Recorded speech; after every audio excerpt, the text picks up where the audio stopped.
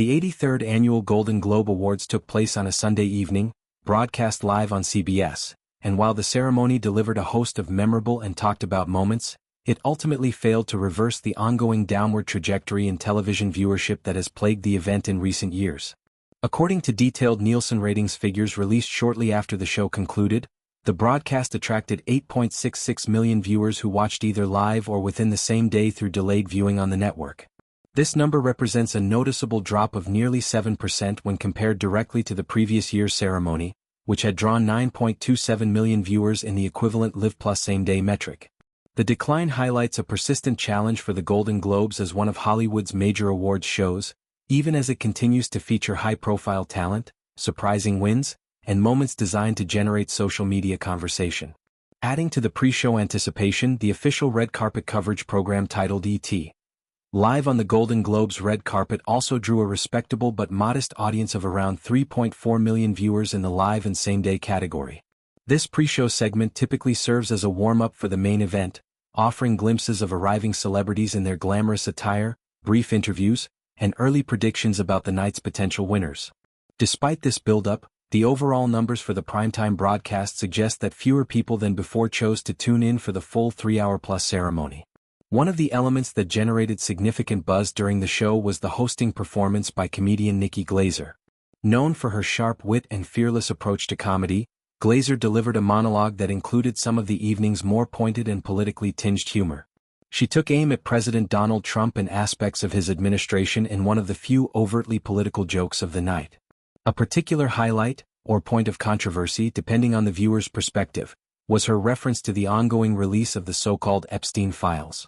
These documents, tied to the infamous financier and convicted sex offender Jeffrey Epstein, have been the subject of intense public interest and legal battles.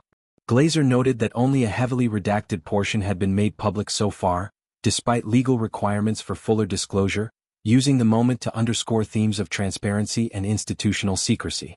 Glaser didn't stop there. She turned her comedic lens inward toward the network itself. In a bold move, she poked fun at CBS, the very broadcaster airing the Golden Globes, and specifically targeted CBS News and its recently appointed editor-in-chief, Bari Weiss.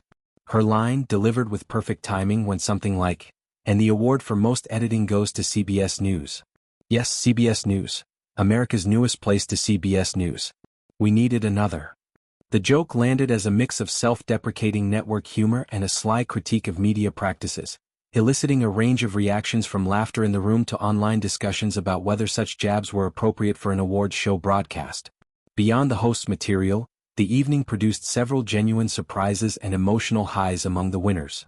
One standout moment came early when singer and actress Teyana Taylor, aged 35, secured the award for Best Supporting Actress for her role in Paul Thomas Anderson's critically acclaimed film One Battle After Another.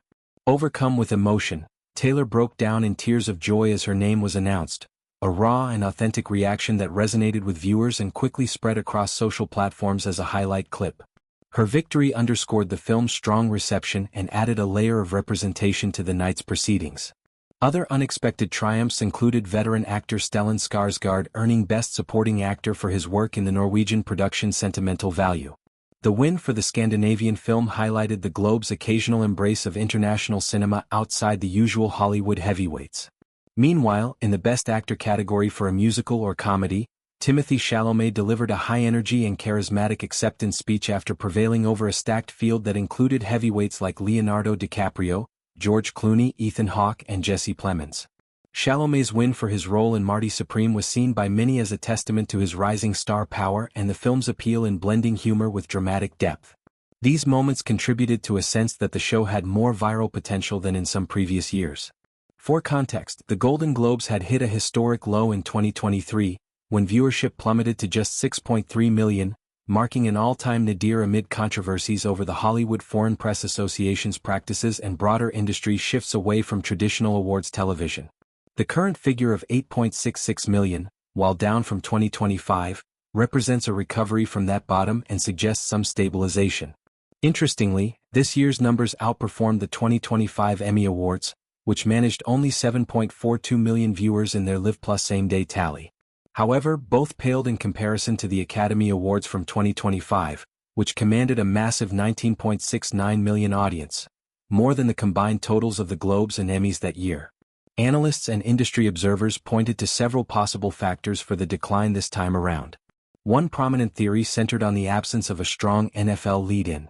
In past years, particularly 2025, the Golden Globes benefited from football games airing on the same network that concluded right as the awards show began, allowing casual sports viewers to stay tuned without changing channels.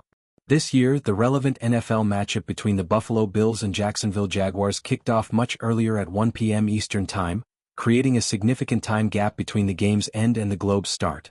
That window may have prompted viewers to switch off, switch channels, or engage in other activities entirely, disrupting the habitual flow that sometimes boosts ratings.